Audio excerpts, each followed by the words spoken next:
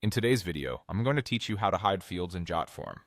If you want to simplify your form, reduce distractions for respondents, or keep a question strictly for internal use, hiding fields is a quick and reliable way to do it without deleting anything. Start by opening your form in Jotform Form Builder. Head to the Builder, choose the form you want to edit, and you'll see all your questions laid out on the canvas. This is the workspace where you'll manage everything, from layout to logic. Now find the field you want to hide. Scroll through your form until you land on the exact question or element you don't want your users to see. It can be any field type, whether it's a short text input, a dropdown, a number field, or even a calculation widget. Take a moment to confirm you've selected the right one, especially if you have similar labels.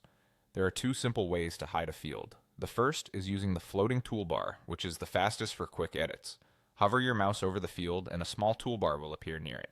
Look for the eye icon. Click it once and it will switch to a crossed out eye. That visual change is your confirmation that the field is now hidden. In the builder, the field may also look slightly dimmed, making it easy to spot as you continue editing. The second method uses field properties, which is helpful when you want it to adjust settings in a structured way.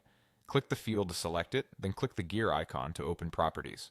Navigate to the Advanced tab and find the Hide Field option. Toggle Hide Field on. As soon as you do, the builder will mark the field as hidden, just like with the toolbar method.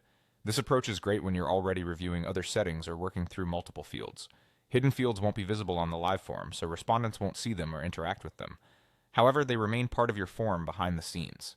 That means they can still store default values, be updated by your conditions, and participate in calculations or logic that drive scores, pricing, or internal routing. It's a clean way to keep your form user-friendly while preserving the functionality you need.